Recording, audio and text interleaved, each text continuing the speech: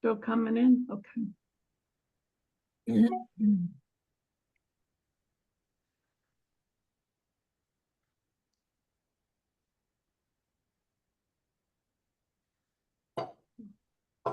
Okay, I'm going to go ahead and just start with the introduction. First of all, if everybody will mute themselves, that'll be helpful.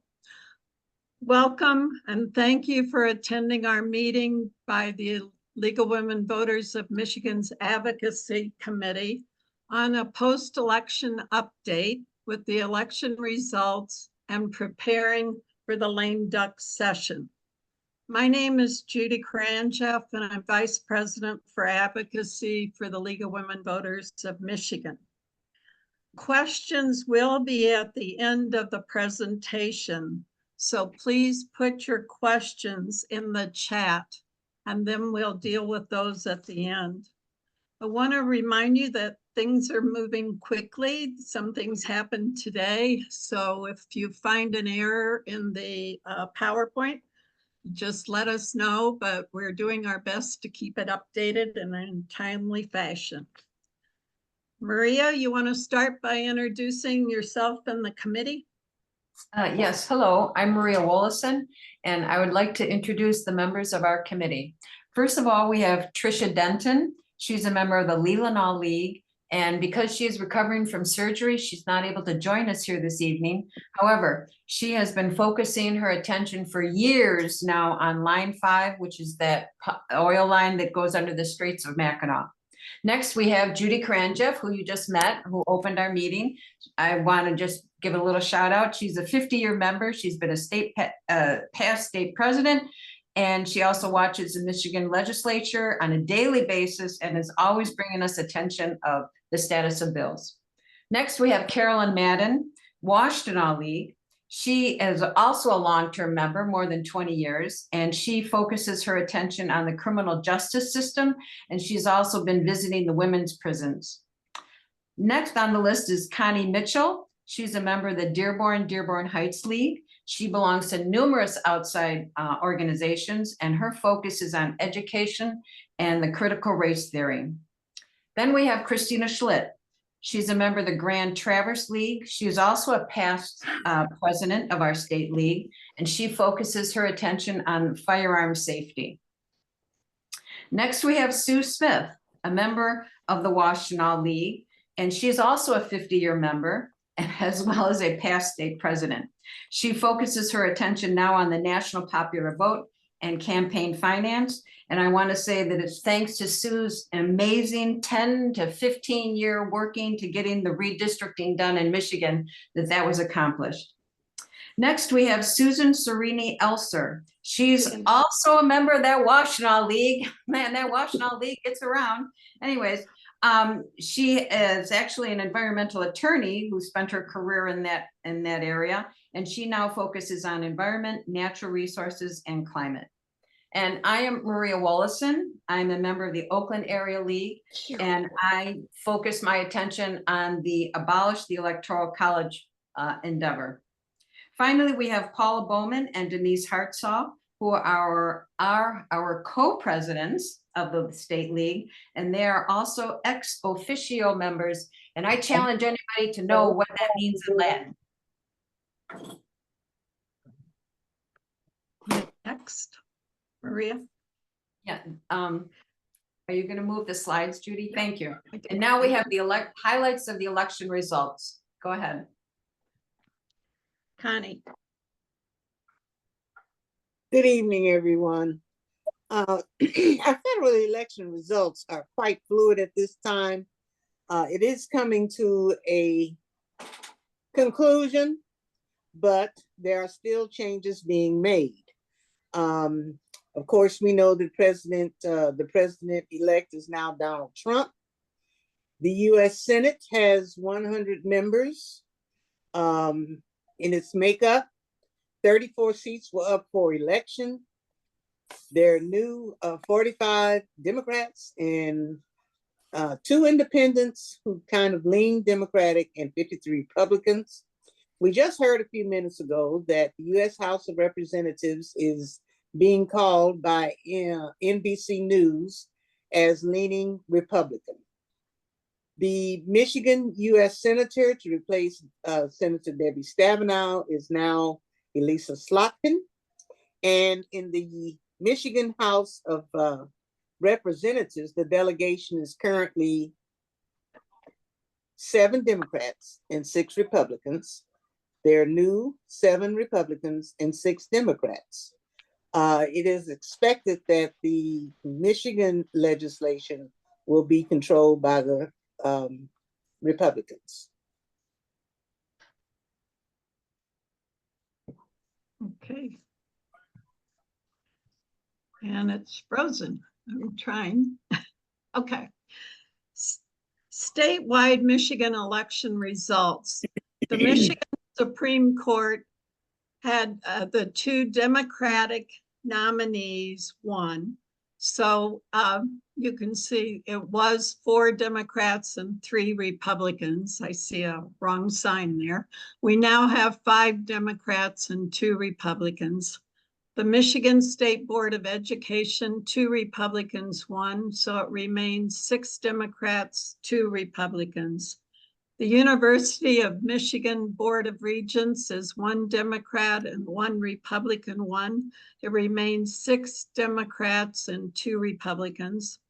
The Michigan State University Board of Trustees, 1 Republican won and 1 Democrat won. It remains at 6 Democrats, 1 Republican, and 1 independent. Wayne State University Board of Governors, 2 Republicans won. It was 6 Democrats, 2 Republicans, and now it's 5 Democrats and 3 Republicans. Going on to the Michigan House, as all of you know, this was the first trifecta for Democrats in 40 years, and that ends at the end of December. Right now, there are 110 seats, currently 56 Dems and 54 Republicans. The Republicans gained 4 seats, so they will have 58. The Democrats will have 52. They lost 4 seats. They take office on January 1st through December 2026. The Senate continues, and they have 110 members. The Senate continues as Democratic, but 1 vacancy has occurred. There are 38 members, so there will be 19 Democrats and 18 Republicans. As some of you know, Senator Kristen McDonald Rivet from District 35, Senate District 35, she won an election to Congress, so there will have to be called a special election, but we have no idea when. If the special election resulted in a Republican being elected, we'd be tied, and the lieutenant governor would have the tie vote break. If a Democrat won, we'd be back to the same numbers we were, 20 Democrats and 18 Republicans. She continues to serve in the Senate until the end of December. And Governor Whitmer obviously continues as governor until the election in 2026. Maria?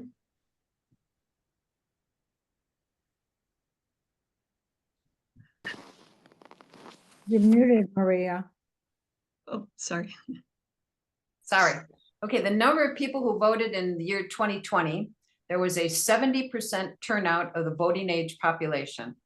Biden won 2.8 million votes, which was about 50.6%, and Trump won 2.6 million, which was about 47%.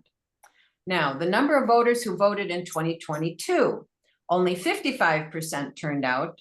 Whitmer received 2.4 million, and that was about 54%. And Dixon won 1.9 million votes, or 43%.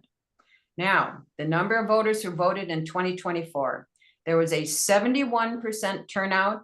Harris won 2.7 million, which was about 48%. and Trump won 2.8 million, which was about 49%. Wow. Carolyn? Oh, I see. Okay, I didn't realize. Okay, how people voted in Michigan. Active registered voters. 7 million voted, 78%, the highest record of active registered voters. Registered on election day, 22,000. Absentee ballot, 2 million. Wow, 2,234,000. Early voting, 1,214,000.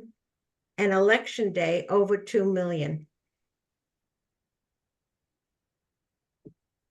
Do I continue? Oops, sorry. No, Christina. You're muted, Christina. Many of Thank you know that those of you that have been involved in the Board of Canvassers Observer Program know that some of the counties have started their canvass on the 6th of November, but by law, they needed to start by the 7th. And they need to complete their process by the 19th of November. And if they don't, then the state steps in and takes over from there. However, by November 25th, the State Board of Canvassers must meet and certify the results from all of the counties. I do believe I saw somewhere that they were going to meet on the 22nd. Now, December 11th, each governor allocates the state's electors to the winning candidate. Certificates of assertment must be made. December 17th, electors meet in every state and cast votes for president and vice president. December 25th, electoral votes arrive in Washington, D.C. On the 3rd of January, the House and Senate convene. The 6th of January, at joint session of the House and Senate, the vice president oversees the final step of the Electoral College vote process at 1 p.m. And then, of course, we know on January 20th is Inauguration Day. Thank you. Okay, thank you. Hi, I'm Sandy Cerini-Elzer, and we're going to spend a few minutes now talking about the work that the League has been doing over the last 2 years to support bills that became law during the 2023-2024 legislative session. So next slide. In 2023, the democratically controlled Michigan House and Senate passed 310 bills that the governor signed into law, and some of the bills even had bipartisan support. So far in 2024, only 147 bills have passed and been signed into law, but that could change with the 6 weeks remaining in the 2024 lame duck session. So we're going to go into some detail on the 84 bills that the League is currently supporting in the next few slides, but here are general categories: firearm safety laws, laws protecting our elections, laws fighting climate change and protecting our environment, laws expanding access to free preschool, repeal of Michigan's right to work laws, and change in the Elliott-Larsen Civil Rights Act, adding sexual orientation as a category protected by anti-discrimination laws. So I pass it on to Sue. Right. Sue? Sue muted? Thank you. Oh, thank you. Yes, I'm Sue, and this chart shows a comparison of the number of bills that were actually passed and signed by the government and therefore enacted into law compared to the number that were introduced over the various years, beginning with 2011 through 2012. So if you look at this session that we're in right now, this legislative session, 23-24, in the Senate, 1,058 bills have been introduced so far, 2,077 in the House, for a total of 3,135. Now, of course, many more bills are introduced than are ever passed. And so far to date, well, 457 have actually been passed by both branches of the legislature and signed by the government, the governor. Now, of course, as we all know, the Democrats are in control of the governors and the Senate and the House, but that is not going to last. And so, of course, starting in January, the Republicans will be in control of the House. And so that means we're going to have a very active lame duck session as the Democrats try to get as many bills that they favor passed as possible before they lose that opportunity.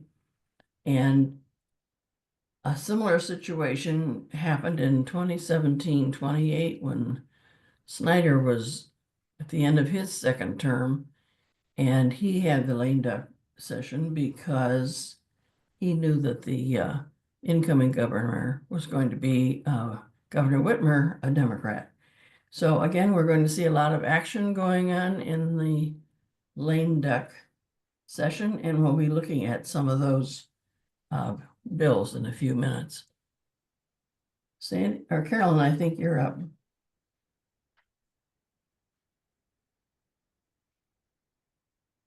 One of the major set of bills that was passed in December, actually, of 2023 was the reform of the juvenile justice system as a result of a task force that was set up by Supreme Court. Can't think what's her name, but sorry, in 2022. And that task force really pushed for the juvenile justice system to change. So all of the bills passed except for one, and that's House Bill 4630. Sorry, we could have put that there. These bills actually helped childcare. It's funding for community-based care. It's to eliminate the majority of juvenile court fees. As many of you know, a lot of the children that were put into jails and homes had charged high fees, and then when they came out, they weren't able to pay it. It expands the role of the child advocate to oversee investigations within juvenile justice facilities. So the bill that didn't pass is 4630. That's to allow Michigan Indigent Defense Commission to set specific standards for youth defense. And so we're still hopeful that that might pass through. But anyway, I'll talk a little bit more about those bills that might pass. So, thank you. Thank you. Well, this was a great session for enacting changes to the election laws that the league supported. One was had to do with recounts, and it clarified the recount process. And I thought that one of the most interesting and perhaps significant parts of PA 74 is the following: requires a petitioner to allege an error rather than a fraud or mistake in the election results and require enough votes to be recounted to change the results. You probably remember we all sat through a lot of recounts that really didn't amount to anything, and a lot of money was spent and a lot of time was spent. And this was an attempt to try to prevent that from happening. So recounts are meaningful rather than just because somebody wants to make a point. Okay, secondly, legislation was passed to remove prohibition on hiring transportation to the polls. Now, volunteers have always been able and still can drive people to the polls, but there was a prohibition against anybody hiring a van or a bus, for example, and providing transportation to the polls unless it was to transport people with disabilities. But that prohibition has been removed. It enacts pre-registration for 16-year-olds, establishes early voting procedures, which, as Sandy pointed out, many people voted early this past election, establishes procedures for drop boxes, and many more laws as well. And of course, we worked with Promote the Vote, the coalition, to get these laws passed and enacted. think Sandy, I think maybe it's your turn. Yeah, you're just having a problem moving it, but it's gonna happen. I don't know. Okay. okay, great. So now we're going to talk a little bit about election laws that have been enacted in the 2023, 24 session. So the first and most important laws passed in 2023 established 100% clean energy by 2040 and requires 60% of Michigan's energy to come from renewable sources by 2035. So this is a big step forward in Michigan's fight to combat climate change. As part of the package, in order to make sure we can get to 60% renewable energy by 2035, the Michigan Public Service Commission now has backup authority to approve some large-scale solar and wind projects, those that are 100 megawatts or more of power, if the local government fails to approve them. And you may have read that this law is getting some pushback from local governments, and there's a lawsuit pending, I believe. So we'll see what happens with that. And another law that was passed was the Michigan Public Service Commission must now create opportunities for the public to engage in utility rate cases and other decision-making processes, so we can go talk to them when the power's been out for way too long, like it has been in the past. And finally, a new law now requires homeowners associations of subdivisions and condos with freestanding homes to allow residents to install energy efficient equipment like solar panels or rain barrels, or even clotheslines to hang out your laundry. So I think Christina's next.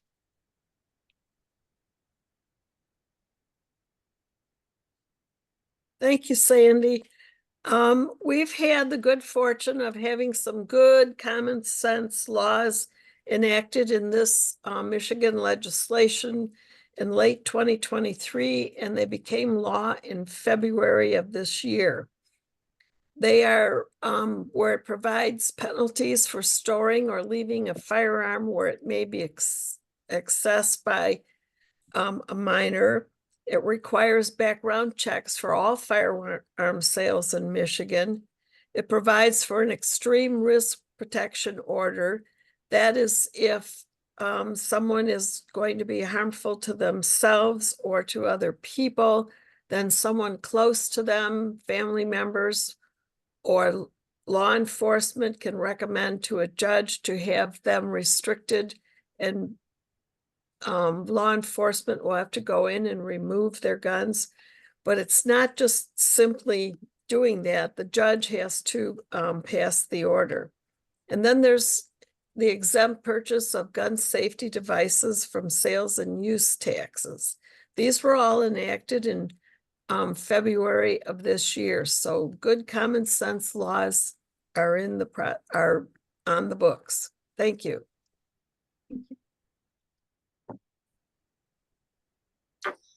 There have been some very important healthcare laws enacted.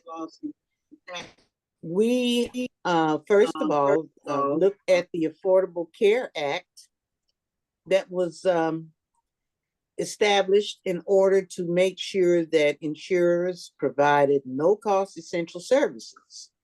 As we all know, healthcare is a very expensive thing for many people to undertake. So the law that was enacted says that they cannot deny or limit coverage based on gender identity or sexual orientation, nor can they cap any coverage in a given year or across a person's lifetime. The healthcare law, one other healthcare law that was enacted, repeals some of the old laws, such as penalties for providing certain drugs or posting advertisements or administering with intent to procure miscarriage. And finally, the Reproductive Health Act, PA 286 of 2023, was enacted, and it serves as a part of the movement titled Reproductive Freedom for All.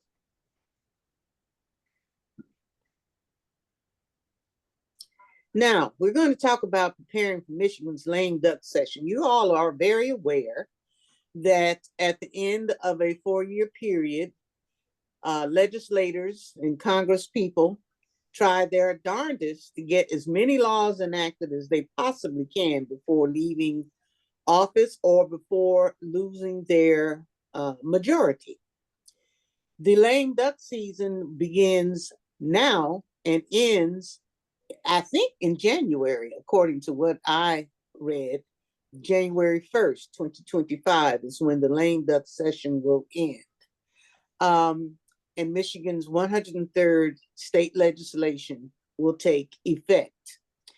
This means that both sides are going to be very, very busy trying to get any laws that they have proposed enacted before December 31st or January 25th. So we will be very interested in seeing how many laws are actually enacted by the majority Democratic delegation, and how many laws are enacted because there is bipartisan support of any bills. So we will watch and see what bills are going to be enacted by the end of December of this year. So on the number of bills enacted historically, we pulled up some from 2011 to 2022, and you can see it varies as much as 39% to 11%. So we have no idea what will happen this year, but we'll be tracking it and see what happens. What we do know about this lame duck session is that the current legislature has a few weeks to pass legislation. Today, there was a new concurrent resolution from the Senate, number 22, that established the calendar through December 3rd. But on the legislature's website, they go through December 19th. So we'll just have to watch this. But you can see they meet tomorrow. And now they've added coming in on November 26th. And then going back out December 3rd, that week for 3 days, the week of the 10th for 3 days, and then the 18th and 19th for 2 days. All of this is subject to change, but we're talking about 10 or 11 days. Republicans want a short lame duck session because they won the Michigan House and will take power next year. That's understandable. The governor and the House and the Senate leaders that are Democratic are setting their agenda. It has not been made public yet. Governor Whitmer's spokesperson said she wants to continue lowering costs in the face of inflation, bring good paying jobs to our state to grow the economy, and build more affordable housing to drive down prices and protect our rights and freedoms. So we'll have to wait and see. The League has a number of items that we want to have passed. We want criminal justice bills passed, some election bills passed, environmental bills, firearm safety, and the Freedom of Information and Bright Acts. And now we're going to tell you more about that. Carolyn? Okay. Can Just next slide. I'm trying. I don't know why that happens. Okay. Okay, so there are always a number of bills. So some of them I don't bring to the League because I know there are priorities in the League. And one of the things I'm just feeling right now, even tonight, realizing that I feel always jealous that there are so many other bills that get passed and criminal justice doesn't get passed. And one of the things that I realize doesn't matter Republican or Democrat, that there's bipartisan reluctance to pass some criminal justice bills. And it just is so. And somebody asked in the chat, why doesn't the legislature do more? Within criminal justice, it's equal opportunity not to feel that they're trying to change the criminal justice system. So it's unfortunate that a lot of bills, even though there's a lot of support, there's bipartisan support. For example, the first bill, support productivity credit for prisoners. Michigan is one of about 6 states that does not offer any kind of productivity or good time credits for people who are inside. And that would be to allow them to take educational courses, behave, not get any tickets, and get out a little bit earlier. We do not have that in Michigan. And that there's bipartisan support, but you have to get this put forward by the head of the House and the head of the Senate. And they're always reluctant unless it can get passed by, you know, the whole majority. And there are people on both sides of the aisle that are reluctant to do that at times. So it's really, it's hard work to get some of these bills passed. Then the next one is, this one I think has a good chance. This is bipartisan plan proposing to amend Michigan's clean slate expungement process. We already have a good clean slate expungement process bill passed, and it is in process. This would help make the process a little easier so that people with multiple crimes committed a long time ago could get expungement at one shot if the judge deemed it that way. But this does also have bipartisan support, and it seems like enough. It just has to be brought forward. This is the big one. And there was just a rally up at Lansing yesterday, and these are 2 packs of bills, and it's called second look legislation. It's a criminal procedure bill that allows people serving very long sentences, and it was 10 years, but now they're looking at suggesting 20 years so that we can get more people signing on to support this bill. After 20 years, people who've been in that long get a look. Not a look. It's not a whatever they call it, a free, you know, you don't get out just because you have 20 years. The judge, the original judge, looks at the case again and sees if there are mitigating circumstances that should have been considered in the beginning, and looks at what they've been doing for the 20 years that they've been in. The other thing I just want to mention is that Michigan has one of the longest sentence the longest sentencing in the United States. And then the United States has, of course, the longest sentencing in the world. So this would allow people to get out. It would be guaranteed that the people getting out have taken a long look. After the judge looks at it, it still goes to the parole board. So it's not a get out of jail card free. So we're very much hoping that this gets a look at least, and we're waiting for Joe Tate to bring it forward. So thank you. Good.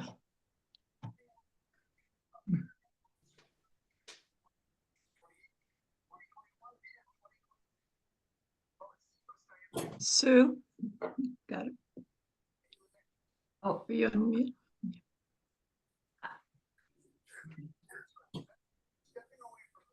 We still have some election bills that we are hoping are going to make it through during lame duck.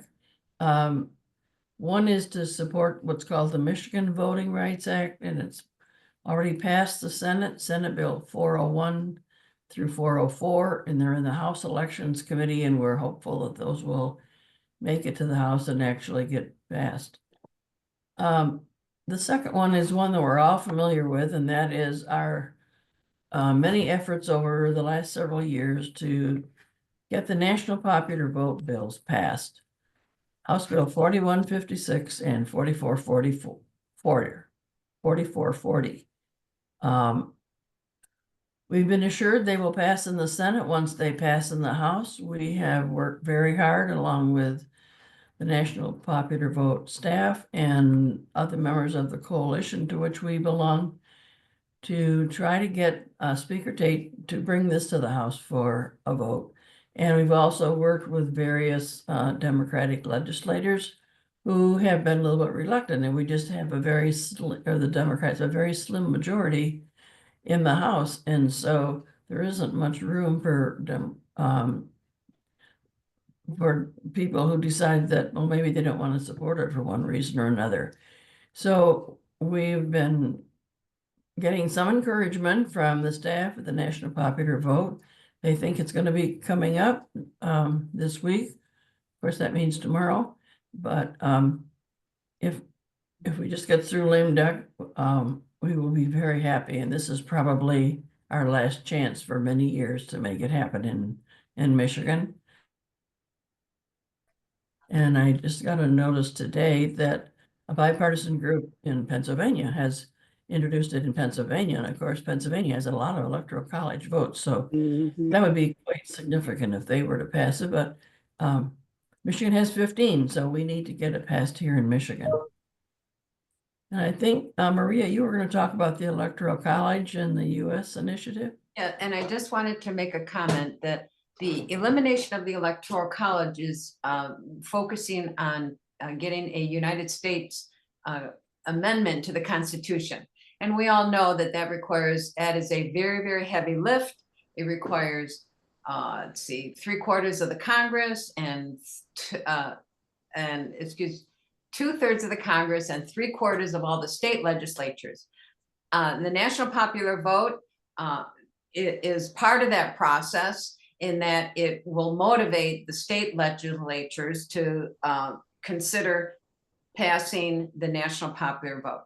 And what I'd like to say is the LWVUS has developed a PowerPoint presentation, and I've been out giving that. And as a matter of fact, I gave it to the Detroit League and I got rave reviews. They said it was very interesting. Anyways, and I have a couple more scheduled, and I've already given it as well to the American Association of University Women, the Baptist Women's Ministry, as well as the State of Michigan Employees Retirement Group. And people are very, very interested in this issue. And even though it is a very, very heavy lift, the United States Constitution has been amended 27 times, and we can do it. We can do it.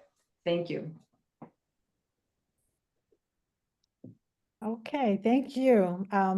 So the environmental bills we'd like to see passed in lame duck, we've got a list. The first one is the statewide inspection of septic systems. So Michigan is the only state in the nation that does not have statewide regulation of septic systems. And we've got an estimated 30% of Michigan residents use septic systems to dispose of their waste. And 1/4 of those systems are estimated to be leaking into our lakes and our streams and getting into our drinking water.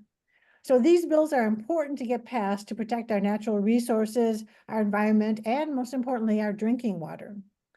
The League also supports the community solar bills. Over half of Michigan households are renters or live in shady areas or cannot afford to install solar panels. So these community solar bills will allow residents to subscribe to off-site solar arrays and receive a bill credit for the energy that's produced. And that way, everyone can get the benefit of clean, renewable energy. Also, on the environmental side, the League supports passing the polluter pay bills. These bills will make polluters pay to clean up the messes they create. Right now, unbelievably, there are hundreds of contaminated sites in Michigan, and it's the taxpayers that are on the hook to pay for the cleanup. So as a basic issue of fairness, in order to clean up Michigan, those responsible for the contamination should bear the cost of the cleanup. And then there's one additional bill that the League supports that may have a chance of passing in lame duck. I heard it talked about at one of the meetings I was at, Senate Bill 228, which bans the ban that now prohibits local governments from banning single-use plastic bags. So that's a lot of bans, but basically it's a bill that would allow local governments to prohibit single-use plastic bags to control litter and waste and to address the issue of plastic pollution. So I think the next one is Christina. And thank you, Sandra. Today, we've had some really good news in the House session today. House Bill 4127, which has been hanging around for a long time, bans guns at polling locations, that passed today. And House Bill 4128, which is banning guns 100 feet from counting boards, absentee ballot counting boards, passed today as well, and it is on its way to the governor's signature. And the vote was 56 yes and 53 no, and you can see on here how that played out. Now, the next one, which was also good news today, it came from the House and is now on its way to the Senate, is supporting the bill to require schools to distribute information on gun safety. They passed the bills today, and you can see how that played out as well. 56 Dems, 53 no, which were the Republicans. Now, these bills are to encourage the Department of Health Services regarding safety storage to the firearms, but most importantly now, it's going to go to the schools. It's going to be brought to the attention of parents and guardians so that they will be more aware of the fact that if there are children in the house, that they need to secure their guns and keep them from being accessible by the young folks. And we already know what those statistics are. The young people are the most vulnerable to the guns. And now we're waiting. Tomorrow, this will be brought up in the Senate, the support on a gun ban in the Capitol and other state buildings. We support Senate Bill 857, which is the gun ban in the Capitol. And there's another one, 858, which supports banning guns in other state buildings, but we have to still go through the process on that. So with this particular session, we have had some really good common sense laws enacted. And thank you. So Thank Connie, you're up next. We all are aware of being able to FOIA certain individuals or departments of government, etc. And there are other bills that we are watching, and we are in favor of having them passed. One is the Support of Freedom Information Act for the legislature and the governor's office. This has passed the Senate, and it is currently in the House Government Operations Committee. Not only will they be able, a person be able to FOIA the governor's office, they will be able to FOIA the lieutenant governor's office and any other persons in the legislature, Republicans and Democrats, senators and representatives.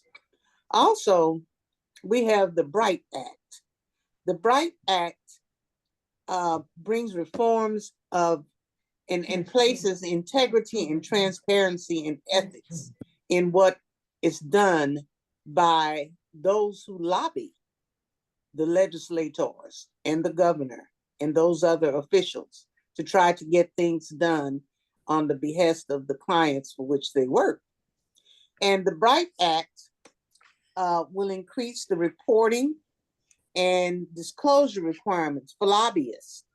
So anyone who is a lobbyist will be required to make state level reports about what they're doing and monies that are being spent, etc. I am going to say that I believe that all of these are part of the attempt to make sure that there is less money in government and that we have much more transparency in what people are doing who are elected by us.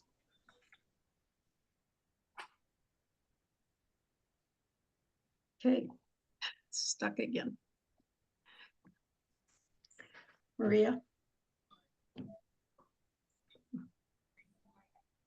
Oh, you're muted, Maria. So now, what can you do? You can take action when you receive messages from LWVMI, and they're in the form of action alerts. It only takes a minute or two to respond to these action alerts, and Judy is great about sending them out whenever there's something that needs attention. And you can, of course, look at the Citizens Guide, which is a PDF document, and there's a picture of it right there on the screen, or you can just look at, oh, that's it. Sorry. Oh, no, that's okay. No.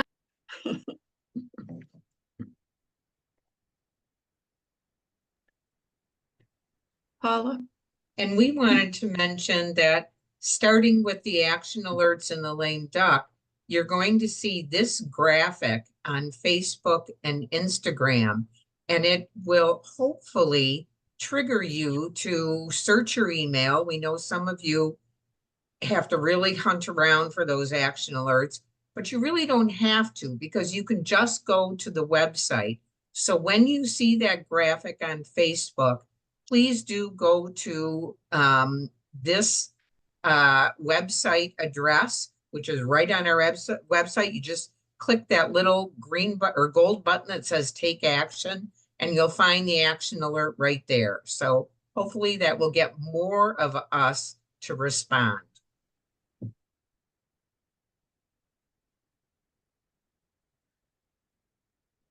Denise? Okay, I'll just read off some of the questions from the chat. I'm not going to read every single word, but just to try and elicit some responses that address the questions. So there were a couple of comments, questions about the level of activity or not in the legislature during the past session, and sort of sad that now we have such a crunch in lame duck. Is there, Judy or anybody, want to address that pacing, like why it was that way? I think it's politics. You have to remember that during this session, there was quite a lengthy recess while 2 House members had to be replaced because they had run for mayors and won. So they were down in the number of people in the House. So that was longer than normal. And then they always take off for campaigning and summer breaks and deer hunting. So we're where we're at, but you can see this isn't abnormal when you look at the history of bills that pass in lame duck. All right, thank you, Judy. There's a question about whether the state of Michigan is sharing with other states information about people who are subject to the red flag laws, I assume in the other states. So in other words, do they know? I don't know if anybody from the committee knows that. Christina, do you have any idea? I'm not really clear on how much they're interchanging with other states. I know there's still the hurdle to overcome in educating our residents in Michigan. Many people that really need these laws aren't even aware that they have access to it. And there's also an education process going on with law enforcement on the optimal way to handle this. Great, thank you.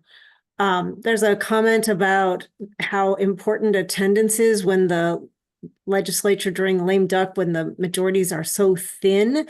So I don't know, Judy, if there's any. I would like to comment on that. Yesterday, I believe her first name is Karen and her last name is Winslet. She's a Democrat.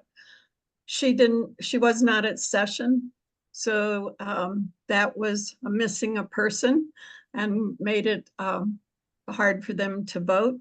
And today, Rachel Hood evidently had a press conference and kind of announced she wouldn't be coming in if they didn't vote on bills. And what that means, I don't know. But yes, you can tell when there's this slim majority and you have the Republicans, would be glad to recess now and start over in the new session. Attendance by both parties is important. Great, thank you. There's a question about whether the governor has signaled if she will sign the FOIA or the Bright Acts. I'm not aware of that. Okay, all right, sounds like we don't know. Okay. Oh, okay. So there's a question about what is in the Michigan Voting Rights Act bills. So maybe just an enumeration of kind of the content of those. Maybe we could also put this in the chat. I'm not very good at doing that at the same time, but there's a Michigan legislature website and you can put in those bill numbers 401 through 403. Is that right? You can put them in and you can see an analysis that is done by the Senate and the House analysis section, and they are very comprehensive, but this is essentially taking the John Lewis Act and making it Michigan. but it's different and you can see the complete thing if you go to the Michigan Legislature website, which you can just type in and it'll pop right up. And then you put in the bill numbers. Right. I think for a general overview, I mean, there are protections for people with disabilities around voting, protections for people whose best language is not English to help them with materials and voting. Those are some of them. Having a process for following up if things are not done correctly at the local level, things like that. Those are some of those. Okay, let's see here. Oh, thank you for the web address there. Okay, Mary Jo's got some information about End Gun Violence Michigan meeting, 3 pieces of legislation. It says, does Christina have any bill numbers? I don't know. Christina, do you have the bill numbers? I think those were on her slide. Okay, all right. Which we will be sharing the PowerPoint. Yeah, do you want to unmute Christina and address that? You have unmute. If you're talking about like ghost guns and Medicaid funding and that sort of thing, they haven't even been introduced yet into the legislature, so there are no bill numbers associated with them. But the ones 4127 through 28, those are a go. 45 or 5450 and 5451 are on their way to be a go. And then Senate bills 57 and 58. They'll have a hearing tomorrow in the Senate. But the other ones, I'm not even sure how far they'll make it. From my understanding, if they're not introduced pretty darn quickly, they're not even going to make it through the lame duck. Right. Yeah. There's a question about whether the PowerPoint will be available as well as the recording. Yes. Yes. So the PowerPoint will be available probably on our website, maybe in the, yeah. I caught a couple of corrections, but we'll get it to Paula and Paula will help us to get it to the website. Right. Okay. I think that pretty much covers the questions that I could see in the chat. There were some comments too as well. So I don't know, Judy, do you want to entertain more questions at this point? There's about 7 minutes left. It's fine with me. Looks like Mary Jo, are you waving your hand? Thanks. I was going to put in the chat. Do we know anything on the SOAR thing? If On what? the SOAR, the package that I'm interested in, because it would provide a lot of money for transit programs. And it was, No. You haven't heard No. anything more. Okay, thank you. All right. Are there other questions that people would like to pose, whether in the chat or just by raising your little virtual hand or your actual, if you do your actual hand, we're not going to be able to see you because I can't look at all the screens at once. But if you do your virtual hand, you'll pop up. Denise, this is Carolyn. I'm just, someone is asking to get their name changed for action alerts.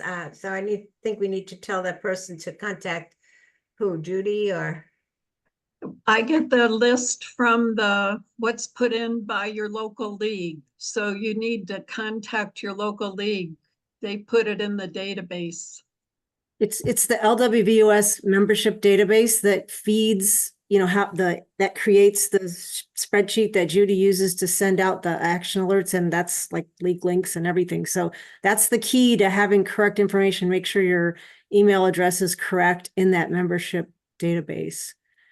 Thank you. I can't tell you how many errors are in that database. You know, if you think about it, your membership people are inputting a lot of information. So if you are not getting action alerts or league links, please ask your membership chair to make sure that your email address is correct in the LWVUS database. Yeah. And as Paula said, on the state website, right in the right-hand top corner, there's a button, take action, and you can, every action we take is there. Okay, there's a question in the chat about the tax breaks for data centers. It That- says, we have a position on this issue. That actually had a vote today, and I can't tell you how far it went. I was doing something else, but there was discussion about that. It looks like this person is saying that it passed the state house. Okay, that's what I was watching. So we'll know more. The journal's not printed yet, but tomorrow there'll be a printed journal of the vote and what happens next. And that's at the Michigan Legislature's website. You can pull up a journal. So We do- But we do have an concerned- issue on that, right? Yeah, we were concerned about the data centers because they use so much electricity and we had wanted certain changes. And I don't know if the changes got incorporated. Yeah. Probably not. We don't know. Yeah. Mary Jo, looks like you have your hand up still. Yeah. Did you want to? Ask something? Yeah, this is for Judy. Is it, the talk you're doing on Saturday, is it going to be basically what the beginning of this talk was or more? I'm doing two. No, it's a little different. Okay, thanks. Do you want to share with people that they could? It's okay. One is just to the Detroit League Board, I think, Right. and the other's to the Gray Panthers in Detroit. Yeah. Robbie's commenting that it would be great to let people know that legislators respond well when there's kind of individual outreach to them. I think especially if you are their constituent. So just take that to heart and, use those forms of communication as well as doing these more mechanized action alert actions. And then someone is asking about action alerts on the Bright Act. Is someone in the league following the act and prepared to issue alerts? Yep, Yeah, I think that would be Judy. we are. Yes. Okay. Other questions? We got a couple minutes. I just wanted to remind people, you can edit those alerts. If you know the rep and want to put, our senator and want to put in something personal, do that. I mean, we can't do that for you, but they're editable. Right. Yeah, it is really good to throw in some local reference. Yeah, Christina, go ahead. And for those of you that are interested and have the opportunity, I would encourage you to go to the Michigan legislature and go to the House videos to watch the hearings or the Senate videos to watch the hearings. Yeah, great. Susan, did you want to unmute and ask a question? Actually, I just lowered my hand because I was the person who wanted the information on the Bright Act. So Oh, you've okay. already addressed that. Oh, okay. All right. My computer's slow. All right.